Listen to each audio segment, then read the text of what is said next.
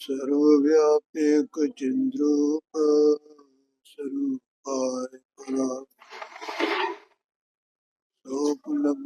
प्रसिद्धाय ज्ञानदात्रिणे ग्रंथराज प्रवचन सार जी। और इसमें ये तत्व प्रज्ञापन महाधिकार की इसमें जो ज्ञान के विभाग अधिकार है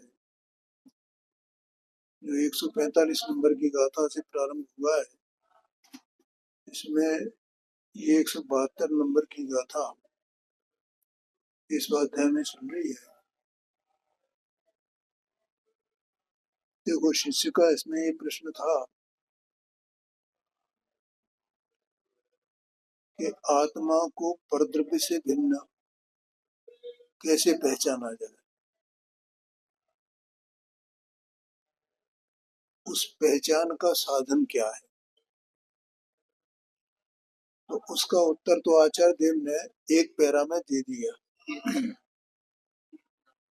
ठीक है, और उसमें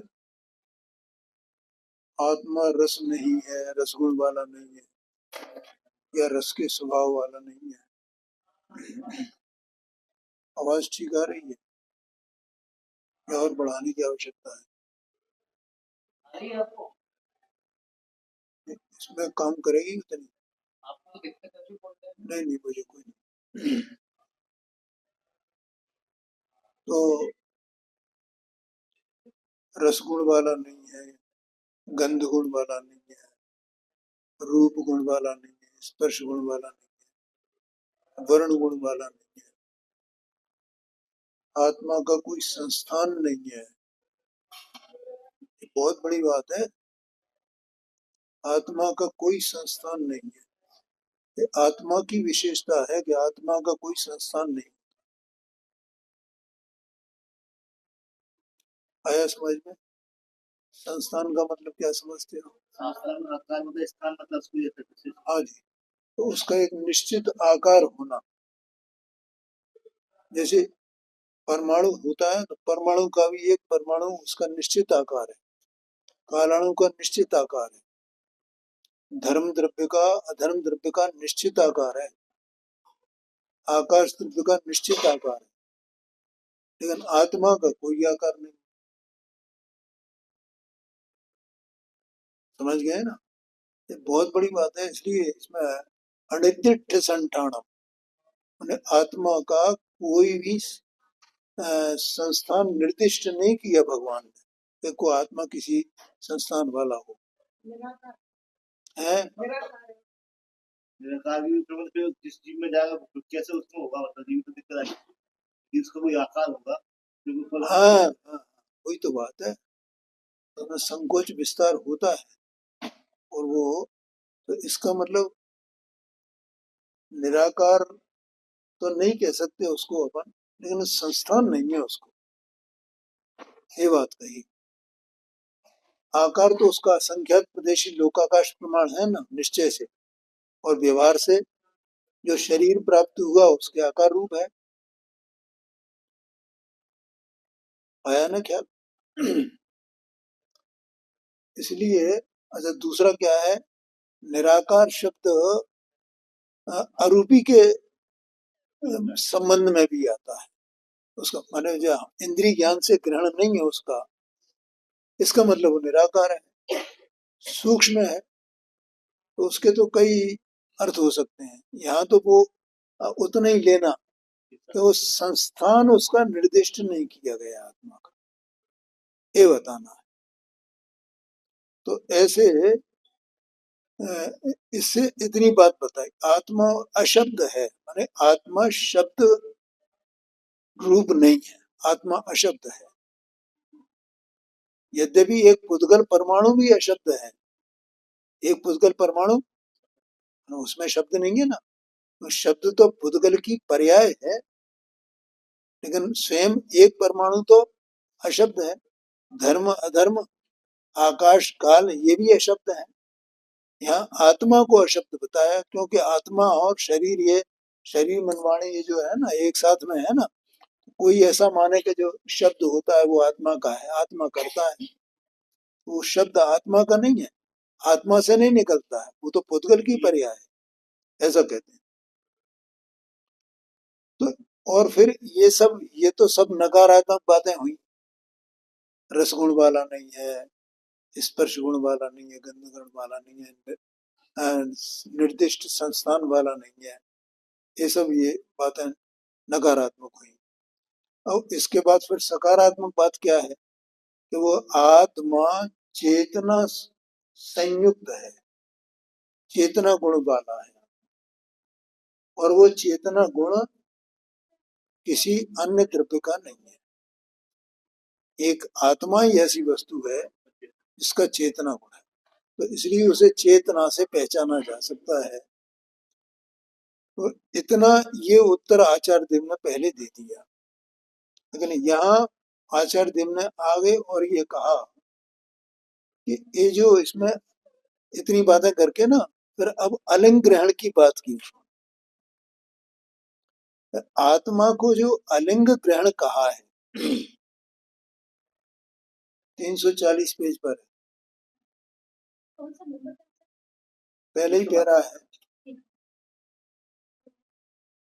आत्मा को जो अलिंग ग्रहण कहा है, तो इस अलिंग ग्रहण से आचार्य देव यहाँ ये कहते हैं कि इतना ही नहीं समझना कि वो किसी पहचान वाला नहीं है, इतना नहीं समझना, तो फिर क्या समझना कि उसमें से अनेक बातों का प्रतिपादन होता है आत्मा के संबंध में।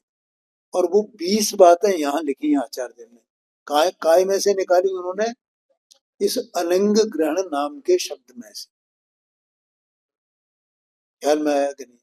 और ये प्रारंभ में उन्होंने लिखा कि अलिंग ग्राह्य कहना है, वहां अलिंग ग्रहण कहा है, अर्थात आशय क्या हुआ कि अलिंग ग्रहण का अर्थ यहाँ अलिंग ग्राह्य लेना।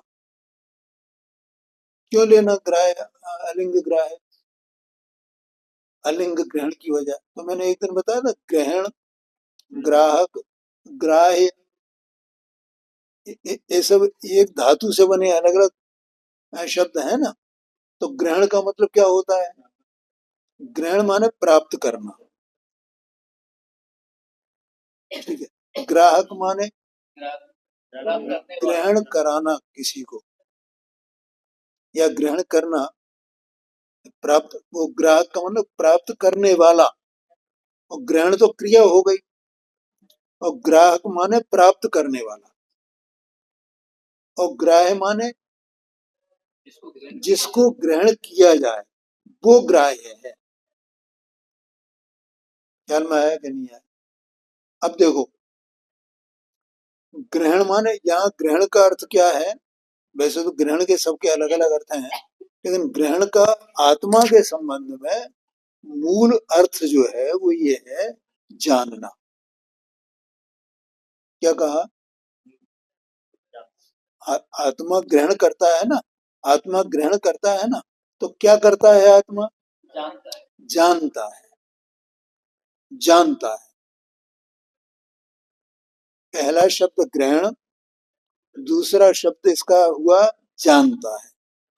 अब तीसरा, जानता है माने क्या करता है, जानता है माने ज्ञेय के आकार होता है, ज्ञान जो स्वभाव उसका है, उसका जो परिणमन होता है, तो वो ज्ञेय के आकार होता है, इसका मतलब है जानता है। इसका मतलब जो ज्ञेय है, उस ज्ञेय के आकार रूप दशा को इसने ग्रहण कर लिया ना, ज्ञेय को ग्रहण नहीं किया है, पर ये ज्ञान स्वयं ज्ञेय के आकार रूप हो गया है। क्या कहा, समझ में आया कि नहीं? अच्छा, आकार माने भी समझना, आकार माने क्या बहुत कठिन कठिन बातें हैं। तो कोई वस्तु गोल है तो गोलाकार की है, ठीक है। और कोई वस्तु चौकोर है तो वो चौकोर आकार की है, तो गोल आकार बन जाना, चौकोर आकार बन जाना। इतना ही आकार का अर्थ है क्या? कि इतना आकार का अर्थ इतना नहीं है। तो फिर क्या है? कि जैसे रस को जाने आत्मा, रस पुद्गल का गुण है ना, उसका पुद्गल का परिणाम है। तो रस को जाने आत्मा, तो रस के आकार हो। गंध को जाने तो गंध के आकार हो। भगवान का केवल ज्ञान लोकालोक को जानता है, लेकिन लोकालोक भगवान के ज्ञान में नहीं आता ना। और ज्ञान भी लोकालोक में जाता नहीं ना, लेकिन लोकालोक के आकार ज्ञान पर ज्ञान का परिणाम हो। ऐसा उस आकार का अर्थ ये है यहाँ पर, बहुत गंभीर है। बोलो समझ में आया कि नहीं? ऐसा रस के आकार, गंध के आकार, स्पर्श के आकार, वर्ण के आकार, बस बस वो जानना। और वो जानना जो हुआ है, उसके आकार होने पर भी वो वास्तव में जानना अरूपी है, क्योंकि ज्ञान अरूपी ही है, उसमें रूप कुछ आया नहीं है। ठीक है। और ऐसा पूरा का पूरा आत्मा ये उपयोग लक्षण वाला है, जानने के, जानने देखने के स्वभाव वाला है। तो जानने देखने का कार्य करता है, ये जानने देखने रूप परिणमित होता है। तो उसमें ज्ञेय के आकार इस प्रकार से पूरे आत्मा में उसमें बनते हैं। पानी का पानी में अपन कलर डाला तो अपन लाल डालेंगे तो पानी लाल होता है, पीला डालेंगे तो पीला होता है। एक तो इस तरह से आकार होता है, और एक इस तरह दर्पण में एक तो कौन सा बना लेना?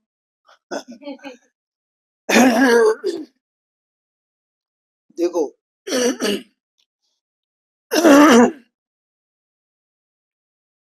वस्तु स्वरूप को समझने के लिए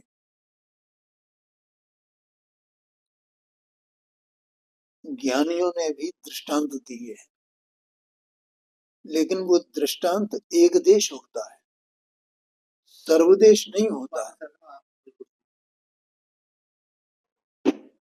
दृष्टांत एक देश होता है। उस केवल आकार को बताने के लिए वो दर्पण का दृष्टांत है। आया कि नहीं आएगा? लेकिन बाहर में बिंब अगर हरे रंग का है तो वैसा हरा रंग बना ना इसमें, तो क्या आत्मा में हरा रंग बना है क्या, या नहीं बना है आत्मा? तो आत्मा फिर रंगीन हो जाएगा, हरा रंग बनेगा आत्मा में।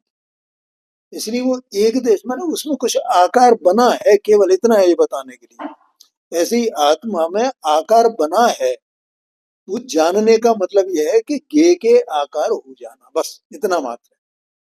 वहां उससे बिल्कुल पूरी तरह हम कंपेयर करें कि नहीं नहीं जैसा इसका हो जाता है वैसे इसमें होता है, ऐसा बिल्कुल भी नहीं लेना। हाँ जी, हाँ जी, ऐसा आशय है। ठीक है। आत्मा अरूपी ही है, जानने का मतलब इतना है केवल। ठीक है। और जैसे दर्पण में वो बिंब है, वो बिंब का आकार, वो प्रतिबिंब बना उसमें दर्पण में,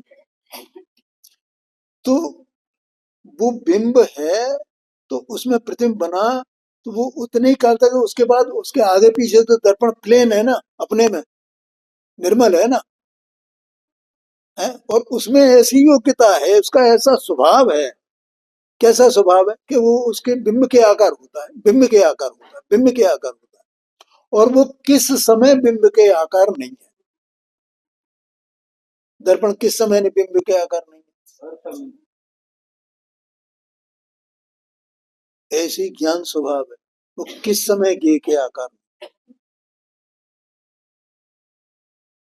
ध्यान में आएगा, किस समय ज्ञेय के आकार नहीं।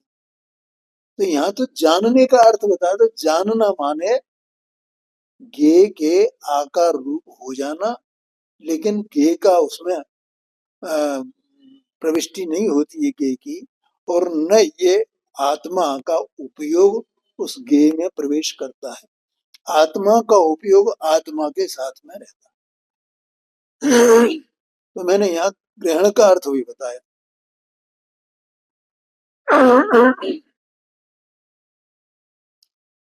ठीक है। अब इसलिए आत्मा को ग्राहक कहा जाता है। इसलिए ज्ञायक कहो या ग्राहक कहो। अच्छा, आत्मा ग्रहण करने की क्रिया करने वाला है, माने जानने वाला है, माने ज्ञेय के आकार रूप होने होने वाला है। हर समय वो है, निगोद से लेकर के सिद्ध अवस्था तक वो ज्ञेय के आकार रूप होता है। ऐसा उसका स्वभाव है, ऐसा वो अपने में पूरा पड़ा हुआ है। ये उसकी पहचान है आत्मा की। आत्मा करता क्या है, या आत्मा जानता है। तो जानता है माने जानने माने क्या, ख्याल में है ना। हमने ए जान लिया, ए जान लिया, ए जान लिया, ए जान लिया, ये जानना नहीं है। आया क्या नहीं आया ख्याल, है जी। हाँ, ये तो इंद्रियों से जाना है, और ये जानना नहीं है। जानना तो अंदर आत्मस्थ भाव है। पूरा आत्म देह प्रमाण है ना। तो जानना का, जानने का जो भाव है वो आत्मस्थ, आत्मा का जो आत्मा कितना है, असंज्ञात प्रदेशी आत्मा है ना। तो इसका ज्ञान स्वभाव कहाँ है, तो वो ज्ञान स्वभाव है, तो ज्ञान ज्ञान में ही जानना होगा ना। तो पूरे में आत्मा में पूरा जो आत्मा का ज्ञान है, तो ज्ञान जानने रूप परिणमित होता है। आया कि नहीं है। अब वो क्षोभसम के कारण से उसमें इस प्रकार से कहा जाता है, स्वभाव वैसा नहीं है। तो ज्ञाना वर्णी दर्शना वर्णी कर्म का क्षोभसम है, अंतराय कर्म का क्षोभसम है। उसके निमित्त से वो उपयोग रूप होता है। लेकिन उपयोग भी कहाँ होता है, और उपयोग की वो अनेक प्रकार की, जैसे मत ज्ञान उपयोग, श्रुत ज्ञान उपयोग, अवध ज्ञान ऐसा कहा जाता है ना। और फिर केवल ज्ञान उपयोग, तो उपयोग की दशा अलग अलग बताई गई वहां। आ गया समझ में। लेकिन वो उपयोग का कार्य तो पूरे ही आत्मा में होता है ना, क्या किसी एक पर्टिकुलर बिंदु पर होती है वो उपयोग की अवस्था, पूरे में होती है वो। पूरा पूरा नहीं है शरीर पूरा, ऐसा वो उपयोग निरंतर, निरंतर सब पूरे सर्वांग में है। ठीक है। और जानने का मतलब ये है केवल इतना। तो हम जानने को कहाँ जाना, ये जानने वाला आत्मा अपने जानने को कहाँ जाने, अपने में जाना। लेकिन हम कहाँ जान रहे हैं, हमने ए जाना, ए जाना, ए जाना, ए जाना, ए जाना, ए जाना। इसलिए ये जानना नहीं है। जानने को जानना हो तो कहाँ जाना, क्या हमें इसको जान करके, इसको देख करके कह सकते हैं मैंने ये जाना, ये जानना है आत्मा का है। ये जानना नहीं है। तो जानना कहाँ देखें, कि आत्मा में देख, जानना तो आत्मा में है ना। ऐसा है। तो यहाँ ग्रहण, ग्राहक और ग्राह्य। अब आता है ग्राह्य। ग्राह्य माने ज्ञेय। तो आत्मा स्वयं भी ज्ञेय है कि नहीं है। और यहाँ विषय क्या चल रहा है, कि आत्मा को कैसे जाना जाए, न आत्मा का ग्रहण कैसे हो। तो ग्रहण किसका होता है, जो ज्ञेय है। ग्रहण किसका होता है, ज्ञेय का ही तो ग्रहण होता है ना, अभी बताया था ना। तो आत्मा ज्ञेय है, तो उसे ग्रहण की भाषा में क्या कहेंगे, ग्राह्य है आत्मा। आत्मा ग्राह्य है, अर्थात आत्मा जानने में आने योग्य वस्तु है, नहीं है आत्मा। हम क्यों ये प्रयत्न कर रहे हैं, हमें आत्मा जानना है, हमें आत्मा जानना है। क्यों हम ये मानते हैं, हम जानते हैं, हमारे अभिप्राय में ये बात पड़ी है कि आत्मा ग्रहण करने योग्य है, आत्मा ज्ञेय है, आत्मा जानने योग्य है। तब तो हम जानने का प्रयत्न करेंगे। और जानने योग्य नहीं होगा आत्मा, तो हम जानने का प्रयत्न कैसे करेंगे बताओ। ख्याल में आया कि नहीं। और आत्मा ग्राह्य है, और आत्मा ही जानने वाला है, ग्रहण करने वाला है। बोलो क्या समझ में आया। आत्मा ग्रहण करने वाला माना ग्राहक है, स्वयं ही ग्राह्य है, स्वयं ही ग्राहक है।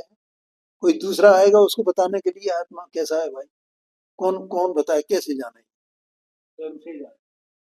है स्वयं से ही जानेगा, दूसरा कोई उपाय है नहीं, कोई भी उपाय नहीं है।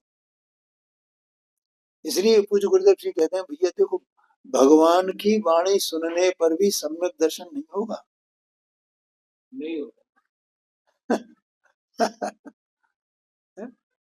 तो तुम समोशन में पहुंच जाओ और भगवान की वाणी वाणी के भरोसे रहो कि हमें सम्यक दर्शन हो जाए, हमें आत्मा जानने में आ जाए, सम्यक ज्ञान हो जाए। इससे नहीं होगा, उपवास करने से भी होगा। आज आया ये तो बाहर की चीजें हैं सब। उपवास करो, ये तो मतलब माने जितना जो कुछ कार्य है आत्मा का, सब स्वतंत्र रूप से आत्मा के भीतर ही है, बाहर से कुछ नहीं होगा, आत्मा को कोई कार्य नहीं, ऐसा कहते हैं। तो इसलिए यहाँ पे अलिंग ग्राह्य का अर्थ मुझे बताना था।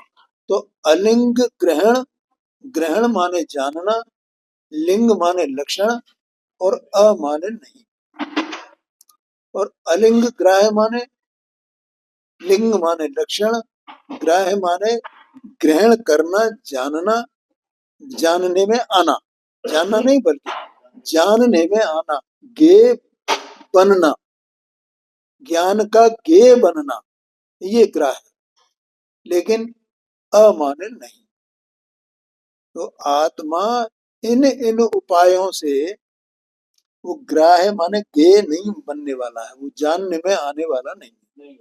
इन इन बातों से, इन इन प्रकार से आत्मा जानने में आने योग्य नहीं है, ये बात बतानी है। तो जैसा मैंने पहले बताया था, कल भी अपन ने चर्चा की थी कि यहाँ अलग अलग प्रकार से अलिंग ग्रहण के अर्थ किए गए। ठीक है, अब इसमें अपन ने 5 बोल यहाँ पे ले लिए थे और छठवां भी हो गया था लगभग। हाँ, 7वां चलेगा। देखो छठवां बोल एक बार, जिसके लिंग द्वारा नहीं, जिसके लिंग के द्वारा नहीं किंतु स्वभाव के द्वारा ग्रहण होता है। ख्याल में आया ना? देखो क्या है, देखो ये अपन ने अभी आत्मा की चर्चा की, ठीक है, तो इसमें जितनी चर्चा की, ये सब हमने काय की चर्चा की? आत्मा के लिंग की चर्चा की है। आत्मा ग्राहक है, ये भी आत्मा के एक लक्षण हुआ, लिंग हुआ ना। आत्मा ग्राह्य है, ठीक है, आत्मा कैसे जानता है, तो वो क्रियाकार बनता है, ये सब क्या है? लिंग है।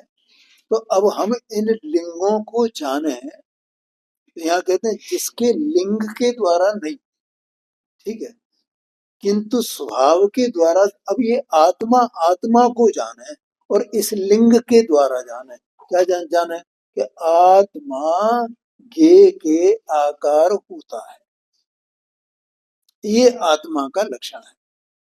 आत्मा का ज्ञान गे के आकार होता है, गे के आकार होता है, ये आत्मा का लक्षण है। तो इससे आत्मा ग्रहण करेगा, जानेगा नहीं आत्मा को, ये तो आत्मा का लक्षण हुआ ना। और दूसरे पदार्थों का लक्षण है, जैसे आत्मा के इस लक्षण से आत्मा आत्मा को ग्रहण नहीं कर सकता है, इस लक्षण से। क्या कहा? नहीं आएगा। आत्मा अपने, आत्मा स्वयं ज्ञेय भी है ना, और आत्मा स्वयं ज्ञायक भी है ना। तो आत्मा जो ज्ञायक है वो अपने को ही, कोई भी ज्ञेय हो, अपने को भी, चाहे स्वज्ञ चाहे परज्ञ, उसको उसके लक्षण द्वारा ग्रहण नहीं करता,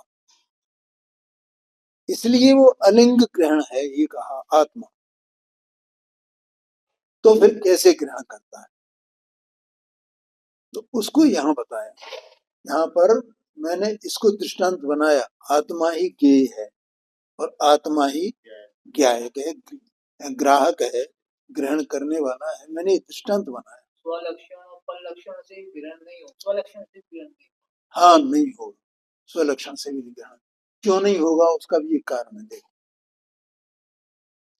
क्या है कि अपन ये जानते हैं कि जो वस्तु है ना, कोई भी पदार्थ हो, तो हम उसको लक्षण जरूर कहा गया है जिनवाणी में, भेद से कथन किया गया है ना, क्योंकि भेद के बिना वस्तु का स्वरूप समझ में नहीं आता। तो वहां वस्तु में लक्ष्य लक्षण का भेद किया जाता है। क्या किया जाता है? माने ये लक्ष्य है, पूरी वस्तु तो लक्ष्य है और उसका ये लक्षण है। ये भेद किया ना, भेद किया माने भेद की कल्पना की है, लेकिन भेद कहीं हो नहीं गया है वस्तु में से। वस्तु तो भेद ही आया क्या नहीं आया? तो अब हम भेद करें और फिर उस लक्षण के बारे में विचार किया हमने, तो वो लक्षण तो भेद है ना। क्या कहा? लक्षण तो भेद है। अब भेद से पूरी वस्तु कैसे ग्रहण में आएगी, जानने में आएगी? तो ये बिल्कुल समझ में आया। तो ए वाह, लक्षण से लक्ष्य की प्रसिद्धि, जो जानना हुआ ना, जानना जानना ये आत्मा ग्रहण करने वाला है ना, तो इसने किसी वस्तु के लक्षण को जाना। तो लक्षण को जाना मानो उसके एक अंश को जाना। तो अंश को जाना है, तो अंश का ही तो आकार बनेगा। क्या अभेद वस्तु का बनेगा आकार? किसका आकार बनेगा? क्या? तो वस्तु का ग्रहण नहीं हुआ ना, नहीं है क्या? नहीं आ रहा है, पर ये बात भी आगे लक्षण से लक्ष्य की प्रसिद्धि होती है। हाँ जी, हाँ जी, लक्ष्य आत्मा है। हाँ जी, हाँ जी, लक्षण से आत्मा की प्रसिद्धि हो गई ना, ज्ञान लक्षण। हाँ। भाई प्रसिद्धि कब होगी? वहां ये लिखा है, जो तुम परिशिष्ट की बात कर रहे हो समय सार की, वहां ये लिखा है कि आत्मा जो वस्तु है वो प्रसाद्यमान है, मानो उसकी प्रसिद्धि करनी है। ठीक है, तो वो लक्षण से प्रसिद्धि उसकी होती है। ठीक, लेकिन प्रसिद्धि कब हुई? वो केवल लक्षण को जानने से वो प्रसिद्ध हो गया क्या? नहीं, लक्ष्य तक नहीं पहुंचा। लक्षण को भेद करके जानना वो तो दूसरी बात है। जो मैं और कहना चाहता था कि वो तो विकल्प हो गया ना। भेद को जानना माने इधर विकल्प होना। क्या हुआ? विकल्प होगा। तो विकल्प होगा तो विकल्प में वस्तु कैसे जानने में आएगी? नहीं आएगी। वहां भैया देखो, कोई कुछ उपाय तो होना चाहिए ना। तो वो सब विकल्पात्मक उपाय हैं जितने हैं, और फिर अगर विकल्पात्मक उपाय भी नहीं किए जाएं तो भी आत्मा नहीं जाना जा सकता है। कोई भी वस्तु नहीं जानी जा सकती है अगर विकल्पात्मक उपाय भी नहीं किए जाए। अपन कोई किसी व्यक्ति को अपन नहीं पहचानते हैं, तो किसी ने कहा कि भैया तुम फला व्यक्ति के पास जाओ, तो वो उसका कोई चिन्ह लक्षण बताएगा ना, भैया हमें चिन्ह चिन्ह तो बताओ है। लेकिन क्या चिन्ह को हम जान करके केवल चिन्ह को ही, चिन्ह ही पूरी वस्तु है क्या उसकी? हम चिन्ह को पकड़ के बैठ जाए तो वस्तु प्रसिद्ध हो गई क्या? नहीं, नहीं हुई। तो चिन्ह तो वहां तक पहुंचने के लिए था, तो वहां पहुंच जाओ, ये आशय है। अपन ने, इसलिए मैंने कहा कि अपन ने अभी इतनी बातें की आत्मा के बारे में, ग्रहण के बारे में, ग्राहक के बारे में, ग्राह्य के बारे में, तो ये सब लक्षणों की भेद की बातें हैं ना, ये सब है जी। हाँ जी, हाँ जी, हाँ जी, हाँ जी, हाँ जी, हाँ जी, हाँ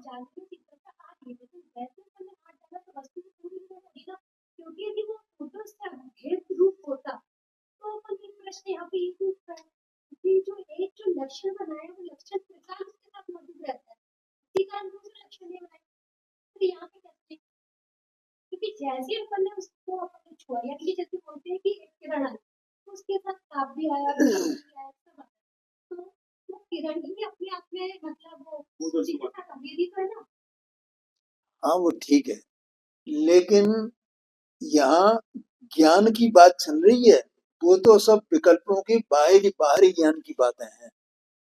यहाँ आत्मा कैसे जानेगा उसको, ये प्रश्न है। इसमें ऐसे मान सकते हैं कि अपन ने जब तक अपने उपयोग में मतलब उपयोग से उपयोग बांध में एक दूसरे को नहीं जाना, तब तक उस जानने को जानना नहीं कहते, जो हम शब्दों में जान रहे हैं ऐसे कैसे? बिल्कुल कह सकते हैं ऐसा। अभी मैंने बीच में ये बात कही भी थी कि उपयोग कहाँ है, उपयोग आत्मा में है ना। जानने वाला कौन है, उपयोग ही है ना। तो क्यों उपयोग जानने का कार्य कर रहा है, हर समय कार्य कर रहा है उपयोग। तो वो उपयोग को ये बताना है कि तू ही आत्मा है, तू ही आत्मा है। इसलिए जितना कथन आता है जिनवाणी में, वो सब नास्ती का कथन आता है। देखो अभी यहाँ बीच बोल आ रहे हैं ना, ये भी सब नास्ती में ही है। अस्थि का कथन तो एक आध है, सब नास्तिक के ये नहीं है, ये नहीं है, ये नहीं है, ये नहीं है, इनको निकाल दो, इनको निकाल दो। अब क्या बचा, अब जो बचा वो आत्मा है, ऐसा कहते हैं। और वो परिपूर्ण है, ख्याल में आया। तो यहाँ ये कहा, क्या बोला, जिसके लिंग के द्वारा नहीं, लक्षण के द्वारा ग्रहण नहीं है। ये सब बातें पहले अपन बिल्कुल अनुमाता मात्र नहीं है, अन्वय मात्र नहीं है, ये सब बातें हो गई ना। तो यहाँ के लक्षण से जिसका ग्रहण नहीं करता आदमी, तो किस तरह ग्रहण करता है देखो। किंतु स्वभाव के द्वारा ग्रहण होता है। आत्मा के जो ग्रहण होता है, ग्रहण माने जानना होता है, जानने का कार्य होता है आत्मा में, वो स्वभाव से होता है। आत्मा सर्वांग वस्तु है तो उसका स्वभाव है ना, वो स्वभाव से होता है, स्वभाव से होता है। अर्थात आत्मा स्वयं ही स्वभाव रूप है, स्वभाव से ग्रहण करने वाला है, लेकिन लक्षण से ग्रहण करने वाला नहीं। इतनी बातें कह के, पांच बातें कह करके छठवीं बात ये कही आचार्य। ख्याल में आया। देखो भाई, ये बार बार कहा जाता है देह मन वाणी ये सब अनात्म तत्व है, और अंदर में वस्तु जो है और वो जानने वाला ज्ञान आप ही है। और एक बात और मैं बताता हूँ, मतलब बताता हूँ और कहता भी हूँ, बार बार कहता हूँ।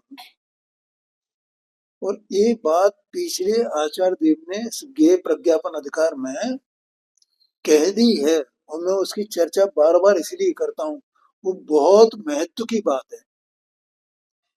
उसको साथ में जोड़ेंगे अपन ना, तो वस्तु का स्वरूप में ख्याल में आए। वो क्या है, द्रव्य का जो द्रव्य जो है वो सत है, तो उस सत द्रव्य का लक्षण क्या है। हाँ, सत द्रव्य लक्षण ऐसा कहा जाता है ना, वो उत्पाद व ध्रुव युक्तम सत कहा जाता है। तो अभी मुझे एक विचार आया और कई दिन से चल रहा था, ये द्रव्य में और तत्व में क्या अंतर है। कई बार ये पहले हम जब पढ़ते थे इसको, बालबोध वगैरह, और सब सात तत्व की बात आती है तो उसकी चर्चा आती है। द्रव्य में तत्व में क्या अंतर, द्रव्य में तत्व में अंतर क्या है। तो अब हम द्रव्य की परिभाषा की तरफ चलें। द्रव्य किसे कहते हैं, गुण पर्याय द्रव्य। द्रव्य का लक्षण क्या है, गुण पर्याय सत, सत द्रव्य का लक्षण है। ध्यान में, सत कैसा होता है, उत्पाद व्यय ध्रुव युक्त होता है सत। ठीक है। अब अपन ने ये जो यहाँ से प्रारंभ किया है, इसी के लिए प्रारंभ किया था अपन ने, द्रव्य के स्वरूप को जानने के लिए। ठीक है। अब वो जो द्रव्य है उसकी पहचान भी बताई 95 नंबर की गाथा में, कि भाई द्रव्य जो है उत्पाद व्यय द्रव्य संयुक्त होता है। तो आत्मा भी द्रव्य है ना, वो उत्पाद व्यय द्रव्य संयुक्त है कि नहीं, गुण पर्याय वाला है, तो गुण पर्याय वाला है कि नहीं। तो ऐसा द्रव्य को, अब द्रव्य की तीन बातें हो गई, कौन कौन सी, द्रव्य सत है, उत्पाद व द्रव्य संयुक्त है, गुण पर्याय वाला है। ठीक है। अब आत्मा को इस प्रकार से जानो तो इसका मतलब हम आत्म द्रव्य को जानेंगे। तो आत्म द्रव्य जाना गया। क्या जाना गया? आत्म द्रव्य। ठीक है। अच्छा, आगे चल करके उसी में 98-99 नंबर की कोई गाथा है, उसमें ये आया है कि ये उत्पाद व द्रव्य ये पर्यायों में बरतते हैं। अरे, उत्पाद व द्रव्य काहे में बरतते हैं? हम क्या समझ रहे हैं कि पर्याय तो कोई न्यारी है और द्रव्य कोई न्यारा है। अब द्रव्य तो उत्पाद व द्रव्य संयुक्त है और उत्पाद व द्रव्य जो है वे पर्यायों में बरतते हैं। इसका मतलब द्रव्य पर्यायों में ही तो बरत रहा है। इसका मतलब द्रव्य पर्यायों के अलावा और क्या है? द्रव्य पर्यायों के अलावा क्या है? पर्यायों का समूह ही तो द्रव्य है।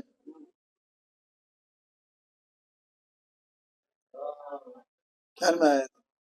अब देखो, इस द्रव्य को देखो, अब सत्स्वरूप वस्तु अंदर में है ना, तो इसलिए मैं बार बार ये हमेशा से कहता है कि भैया अपने सत को पहचानो। मेरा सत है, मेरा सत है, मेरी द्रव्य है, मेरा अस्तित्व है, मेरा अस्तित्व है, मेरा अस्तित्व है। अब मेरा अस्तित्व तो मैं अपने अस्तित्व को जानूं तो उसके लिए मुझे जो दूसरे अस्तित्व इसके साथ में हैं उनको भी जानना होगा और जान करके इनको अलग करना होगा ना कि ये मेरा अस्तित्व नहीं है, ये मेरा अस्तित्व नहीं है।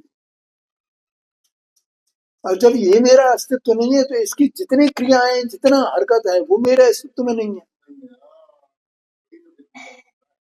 और फिर मुझे मेरी क्रिया क्या है, मेरी हरकत क्या है, वो मेरे आश्रय से होगी कि इसके आश्रय से होगी, इसकी क्रिया इसके आश्रय से होगी कि मेरे आश्रय से होगी। इसका नाम है द्रव्य को जानना, सत को जानना।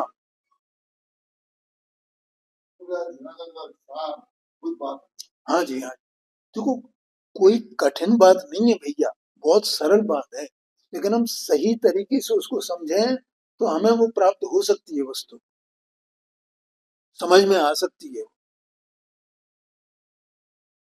अपनी मन से कल्पनाएं करने से नहीं आएगी। हमने इसका अब हम वैसे ही पढ़ लें उसको और फिर अपने मन से कल्पना करें, जो नहीं आई समझ में उसे छोड़ दो, क्या करना है। वही हो रहा है। ये तो आपने हमको बताया ना। हाँ जी, हाँ जी। ये द्रव्य को जानना है, सत को जानना, द्रव्य को जानना। मेरी सत्ता है, मेरी सत्ता है। अब जो मेरी सत्ता है, ठीक है, तो मुझे सत्ता ये बताना मुख्य रूप से, अभी तत्व बताता हूँ आपको। अब इसकी पर्याय है ना, तो पर्याय को पहचानना होगा ना। पर्याय को पहचानने के लिए गुणों को पहचानना होगा ना, और गुण पर्यायों का समूह को द्रव्य ये पहचानना होगा ना। पर्याय में ही उत्पाद व द्रव्य तीनों है। पर्याय में उत्पाद, क्यों उत्पाद और द्रव्य कहाँ बरतते हैं? पर्याय में।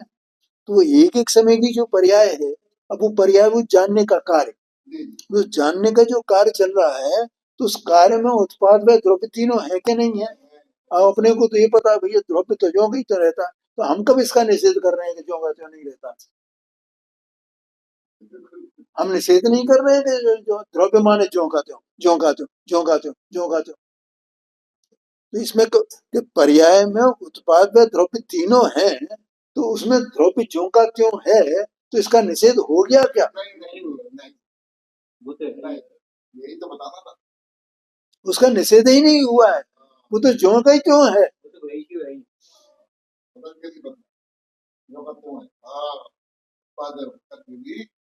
ये हमने कल्पना कर ली कि द्रव्य तो ज्यों का त्यों रहता होगा और पर्याय पलटती है तो पर्याय अलग होगी और वो द्रव्य अलग अलग होगा ना। वो कह रहे हैं पर्यायों में बरतते हैं।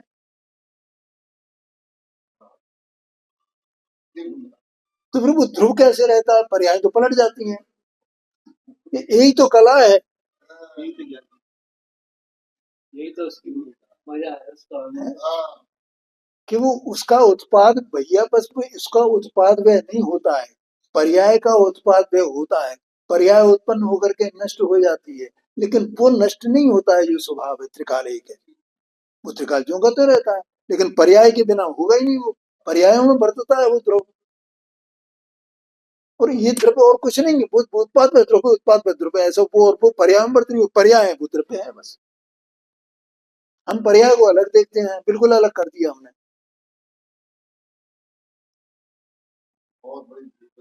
ख्याल में आया कि नहीं? अब आत्मा का ज्ञान स्वभाव वो ध्रुव है, ठीक है। अब पर्याय जानती है, अच्छा पर्याय में वो स्वभाव नहीं होगा तो जानेगी काहे से?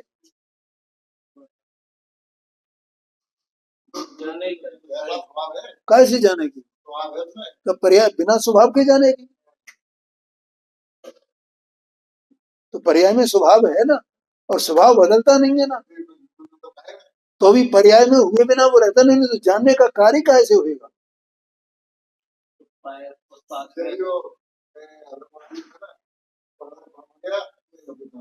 हाँ हाँ, बिल्कुल। तू पर्याय उत्पाद है रूप, बस केवल एक समय में उत्पाद है, उत्पाद है, उत्पाद है, उत्पाद है, उत्पाद है, और ध्रुवता यहाँ की तरह है। तो पर्याय में तो उत्पाद है, ध्रुव तीनों है। अद्भुत बात है ये।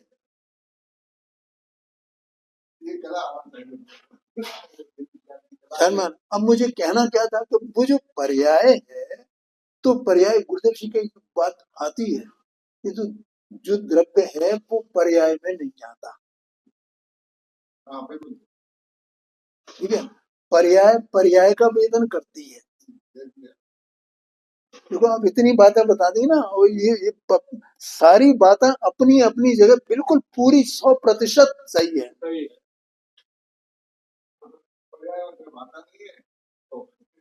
क्यों? पर्याय ही तो काम कर रही है सब, पर्याय के बिना द्रव्य है ही नहीं ना। पर्याय को निकाल दो तो जो सांख्य मत है उसका प्रसंग आ जाता है, पर्याय को निकाल दो अलग, तो भैया अब क्या रह गया? तो मुर्दा हो गया, वो द्रव्य रहा कहाँ? कुछ है ही नहीं उसमें, वो तो शून्य है सब। तो मुझे ये बताना था कि वो पर्याय क्या है, दो दशाएं होती हैं पर्याय की, बहिर्मुख अंतर्मुख, आत्मा का जो उपयोग रूप पर्याय है, ठीक है ना। लेकिन वो उपयोग अभी बताया था तो वहां का वहीं हो रहा है, द्रव्य के भीतर ही होगा ना उपयोग पर्याय, द्रव्य के बाहर तो जाएगा नहीं कहीं, है? अब वो उपयोग द्रव्य के भीतर ही है, और तो जानने का कार्य कर रहा है, और उसी जानने की पर्याय में ध्रुव स्वभाव भी विद्यमान है ना, उत्पाद में ध्रुव पर्याय में बरतते हैं, है? तो वो पर्याय अंतर्मुख होगी बहिर्मुख से बस, तो पर्याय वो एक समय की पर्याय है ना, तो अंतर्मुख हुई एक समय के लिए, तो उसने ध्रुवता का आस्वादन किया क्या नहीं किया, मुझे बताओ।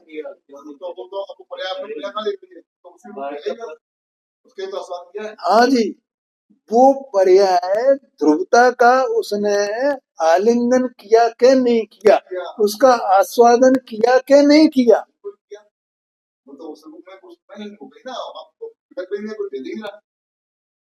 उसने एकता का अनुभव किया क्या नहीं किया, एक पने का अनुभव किया क्या नहीं किया, परिपूर्ण पने का अनुभव किया क्या नहीं किया, अपनी सत्ता पने का अनुभव किया क्या नहीं किया, अपने पूर्ण द्रव्य पने का, निरालंब पने का अनुभव किया क्या नहीं किया। एक समय की पर्याय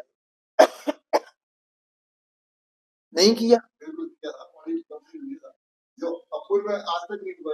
हाँ जी, ये उसने जान ली, और द्रव्य द्रव्य माने द्रव्य तो जहां का तो होगा तो ना, वो पर्याय एक समय की थे ना वो तो, और वो पर्याय माने उत्पाद होकर के इस प्रकार की पर्याय का उत्पाद हुआ, और व्यय होकर कहीं वो तो अब दूसरी पर्याय आ रही है ना वहां, अब वो दूसरी पर्याय जैसी आवे तैसी आवे, पर्याय में ज्ञान हो गया ना पूरा आत्मा का, ये मैं आत्मा। इस प्रवचन सार जी का ये हार्द है, ये भगवान की वाणी है भैया।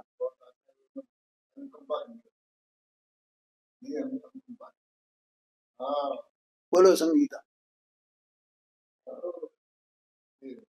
क्या माना, ये हुआ द्रव्य, इसको कहते हैं द्रव्य दृष्टि। जो जो जान जाता है ना वो उसे द्रव्य दृष्टि हो जाती है, मैं ऐसा द्रव्य हूँ बस।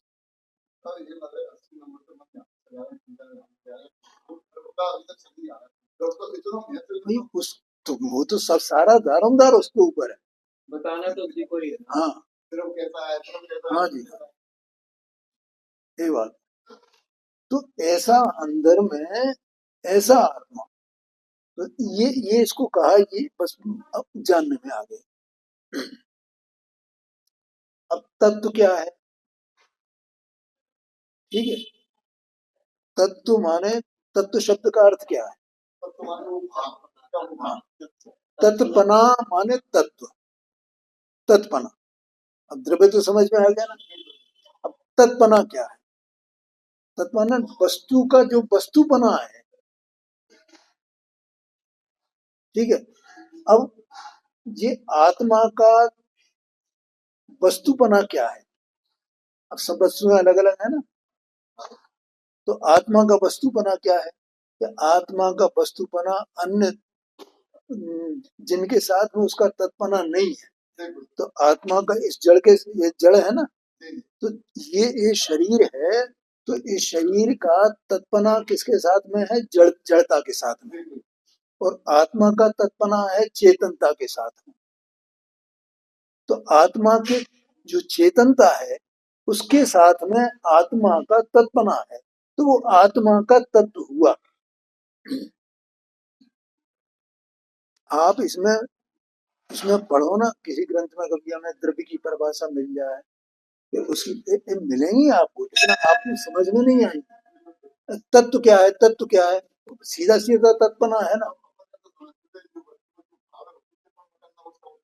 हाँ जी, हाँ जी, हाँ, हाँ, हाँ, तो वो चेतना, तो चेतना उस पूरी वस्तु का भाव है ना, स्वभाव है ना, जो, और वो आत्मा एक सत्स्वरूप वस्तु है ना, तो वो जो वस्तु है उसका किस भाव के साथ में तत्पना है और किसके साथ में अतत्पना है, ऐसा जानने का नाम तत्व को जानना है।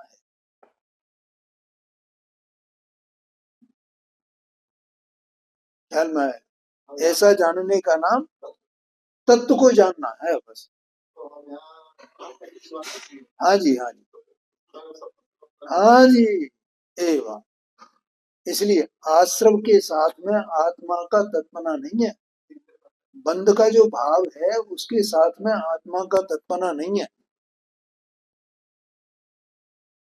ख्याल में आया कि ऐसा समझना, ये जो शरीरादिक भाव हैं, कर्म हैं, इनके साथ में आत्मा का तत्पना नहीं है। आत्मा का तत्पना आत्मा के साथ में होगा ना, उसकी चेतनता के साथ में होगा, इनके साथ में कैसे हो सकता है। हाँ जी, उसके साथ में उसका तत्पना है, लेकिन आत्मा का जो चेतना स्वभाव है वो त्रिकाल है। वो कैसा है, त्रिकाल है। तो संवर्ग के साथ में, निर्जरा के साथ में, मोक्ष के साथ में आत्मा का तात्कालिक तत्पना है, क्षणिक तत्पना है, लेकिन त्रैकालिक तत्पना नहीं है।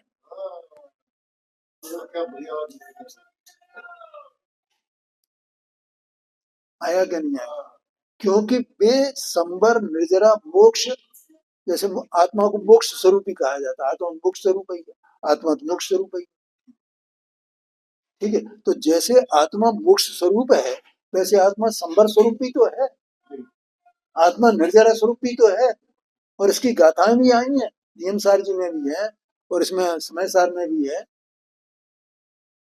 277 नंबर की गाथा है शायद, वो कौन सी है, मैं ही संवर हूँ, मैं ही निर्जरा हूँ, ऐसा करके है गाथा। तो आत्मा मोक्ष, मोक्ष स्वरूप है ना आत्मा। मोक्ष कहाँ से मिलता, पर्याय में जो मोक्ष प्रकट होता है वो क्या है, वो कुछ नहीं है, वो तो आत्मा का स्वभाव था, वो स्वभाव प्रकट नहीं हो रहा था, उसका जो प्रतिपक्षी भाव था उसका अभाव हो गया, वो अतत था, अतत भाव का अभाव हो गया ना, और वो तत्पना उसका प्रकट हो गया। तो इसलिए संबंध निर्जरा यही आत्मा के साथ में तत्पने है ना। सम्यक दर्शन में ये बात तो कई बार सम्यक दर्शन ज्ञान चार्य आत्मा का स्वभाव है, क्योंकि मोक्ष के कारण सम्यक दर्शन ज्ञान चारित्र है ना।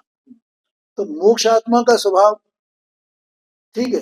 तो आत्मा मोक्ष का कारण है, तो मतलब आत्मा सम्यक दर्शन ज्ञान चार स्वरूपी हुआ, सम्यक दर्शन ज्ञान चार भी मोक्ष का कारण है ना। मतलब गणित का 2 और 2 बराबर 2, 2 और 2 4 ऐसी बातें हैं, ये तत्पना है। अब यहाँ पर ये कहा, ये जो बोल चल रहा है 6वें नंबर का, कि ये आत्मा लक्षण से नहीं जानता, स्वभाव से ही जानता है, स्वभाव से ही ग्रहण करता है। तो अब देखो, ये इसने इस पर्याय ने अंदर में किसको जाना, अपने स्वभाव को जाना है। तो ये काय से जान रहा है, अपने से, अपने स्वभाव से जानता है। अपने को का इसी का स्वभाव है ना। पर्याय में किसका स्वभाव है, ये उत्पाद व्यय द्रव्योत्तम सत, ये बात मैंने ली थी, इसलिए ली थी। पर्याय में स्वभाव किसका है, द्रव्य का ही स्वभाव है। तो उस स्वभाव से ही तो उसने जाना है, स्वभाव ने ही जाना है, स्वभाव को ही जाना है, स्वभाव से ही जाना है, स्वभाव में ही जाना है, ऐसा लगा देना। तो इस प्रकार से यहाँ ये कहा, किंतु स्वभाव के द्वारा ग्रहण होता है, वह अलिंग ग्रहण है। इस प्रकार आत्मा प्रत्यक्ष ज्ञाता है, लिंग से नहीं जानता, प्रत्यक्ष ज्ञाता है, प्रत्यक्ष ज्ञाता है, ऐसा कहा। समझ गया अभी चलेगा। अब भैया थोड़ा समय बदल गया है, आज हमने 5 मिनट पहले शुरू कर दिया था, ठीक है। और 9:30 तक अपन आ जाए, 4-6 दिन।